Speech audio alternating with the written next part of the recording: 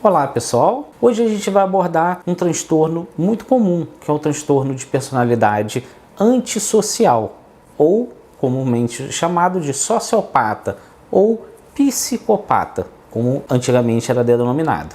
Quando a gente fala no transtorno de personalidade antissocial, a gente fala naquelas pessoas que têm aquela dificuldade de ter uma interação afetiva, uma interação por completo com o outro. Como assim por completo? São pessoas que manipulam, que enganam, que fazem acontecer as coisas em prol dos seus objetivos. São objetivos frios, sem emoções, que só servem para alimentar o bem-estar daquela pessoa. Ao mesmo tempo, ela não tem um sentimento tão visível em relação a quem sofre as consequências. Então, são considerados sociopatas ou pessoas com transtornos de personalidade antissocial. Essas pessoas são pessoas que têm uma falta na sensibilidade e um envolvimento com o sofrimento dos outros. São pessoas que às vezes têm um sadismo muito elevado, elas sentem prazer com o sofrimento alheio. Uma coisa importante a gente perceber que o transtorno de personalidade antissocial, ele acomete mais os homens, podendo chegar a ter relação de 7 homens acometidos para uma mulher. Então é importante a gente saber que existe essa relação e prevalência maior em homens, jovens e adultos, são os mais acometidos, às vezes com nível social e econômico baixo, que querem a qualquer forma ascender, ter um ganho, ter algo positivo para que ele tenha um crescimento dele, não de quem está em volta de si. Então, além de tudo, ele não tem a sensibilidade com quem ele possa prejudicar, transgredir regras, fazer acontecer para que ele seja beneficiado. Ele não está preocupado se vai fazer pessoas sofrer ou não, às vezes não faz diretamente, mas ele não se preocupa, não tem remorso, são pessoas extremamente frias. A relação pessoal é nula. Às vezes, né, um filho sofre demais, por quê? Com a necessidade de repente de ascender numa posição, numa carreira, ele não consegue despender um tempo para o seu filho. Então, gera consequências extremamente desastrosas dentro da família, dentro do círculo familiar. Então, são pessoas muito frias, muito difíceis de lidar, porque se não estiver dentro do objetivo dela, não vai fazer parte e tanto faz para ela. Continuando da mesma forma que a gente tem feito com os outros temas, é importante que a gente faça a caracterização e o diagnóstico. Quando a gente pensa no diagnóstico do transtorno de personalidade antissocial, a gente segue o DSM-5 e dentro do DSM-5 ficou caracterizado que são necessários pelo menos 3 características para que a gente feche o diagnóstico de transtorno de personalidade antissocial. Primeiro, existe uma grande dificuldade desse indivíduo se adaptar às regras, às normas. Então são pessoas que transgridem a lei, não cumprem regras, não seguem o que a sociedade estabeleceu como correto. Então elas vão ter passagem às vezes pela polícia, várias ocorrências, às vezes furtos, às vezes brigas dentro de boates, brigas entre casais, às vezes troca de namorada, tem outras brigas. Por quê? Porque elas não seguem regras, elas não se sentem culpadas, elas não têm remorso pelo que passou. Uma segunda característica muito importante é a tendência desses indivíduos em falsificar imagens, documentos, regras, motivos. O que eles podem falsificar, eles vão falsificar em prol de um objetivo. São pessoas que às vezes falsificam uma assinatura, falsificam um documento importante, falsificam escrituras de imóveis, tudo para que ele tenha o seu ganho pessoal e os benefícios que ele quer naquele momento. Uma terceira característica importante é a impulsividade ou inconstância que esses indivíduos apresentam. Por quê? Eles são tão inconstantes que eles não conseguem planejar um futuro. Eles têm uma dificuldade muito grande.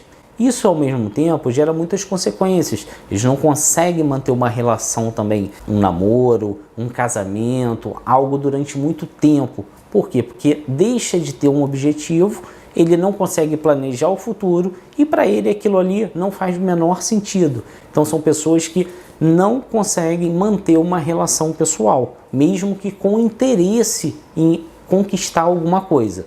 Embora a gente tenha falado que ele tem uma dificuldade muito grande em ter um relacionamento mais prolongado, esses indivíduos têm uma facilidade muito grande em iniciar as relações. Por quê? Porque como ele não tem sentimento, ele sabe manipular, ele sabe achar a brecha para conquistar o que ele quer.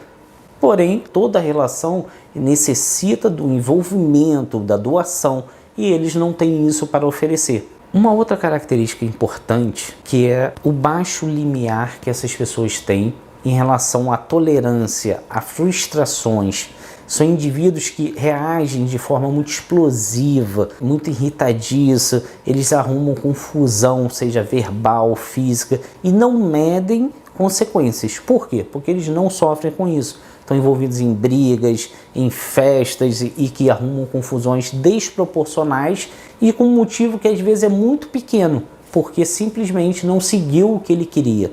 Existem alguns estudos que mostram que uma grande parcela de indivíduos que estão em unidades, de segurança máxima que tem esse transtorno. São pessoas muito agressivas, que saem da média. Não é simplesmente assim, eu fiz um roubo. São pessoas que estão envolvidas em crimes muito graves, que chocam a gente e que geram consequências assim, que você nem imagina, às vezes, por um simples roubo de um carro. E que não teria necessidade da pessoa fazer tamanha proporção, tamanha maldade. Uma quinta característica importante é o descaso dessas pessoas com a segurança, tanto de si quanto dos outros. São indivíduos que não têm a preocupação se vai se machucar, se vai machucar os outros, se vai gerar consequências, se vai ter morte, se vai ter algo maior. Ele não pensa nisso. Então são indivíduos extremamente frios e que não fazem um cálculo se vai gerar problema naquela situação. Não tem o racional tão perfeitamente atuante associado ao emocional. Uma sexta característica também importante é a irresponsabilidade que esses indivíduos têm nas questões de obrigações no trabalho, financeiras. Então, assim, ele gasta demais, ele não honra com os compromissos. Então, ele não tem essa responsabilidade em manter o necessário para que seja feita aquele balanço entre compras, gastos, necessidades. Ele não existe. E se ele tiver que recorrer a coisas que são extremamente desagradáveis, que fogem à ética, que fogem à moral, para que supra aquela falha dele, ele vai fazer sem medo, sem culpa, sem nenhum problema em resolver aquela questão. Eu sempre gosto de frisar para vocês que essas são características para a gente que estuda, está passando para vocês de uma forma que vocês entendam, e se tiver alguém que você identifique dentro da sua família que você sofra por gerar consequências também em torno de si, que você possa ajudar essa pessoa a buscar ajuda mais rápido, com um psicólogo, com um psiquiatra, com um neurologista, mas que busque ajuda e que você entenda um pouquinho sobre as doenças. Essa série que a gente está fazendo é uma série não para que você diagnostique, mas para que você entenda e saiba como que acontece isso dentro do indivíduo. Mas isso é um papel do profissional fazer um diagnóstico correto e ajudar no tratamento. Então eu espero que vocês tenham gostado, espero que vocês estejam gostando dessa série de vídeos. Se você puder, mande para um amigo, para um conhecido, indique o nosso canal, que assim a gente vai estar levando conhecimento, levando ajuda para mais e mais pessoas. Dá um joinha, compartilha e se tiver alguma sugestão, deixa nos nossos comentários. A gente podendo fazer um vídeo para abordar esse assunto, a gente vai fazer com o maior prazer para vocês. E lembrando sempre, a gente tem vídeos novos todas as quintas-feiras. Até o nosso próximo vídeo.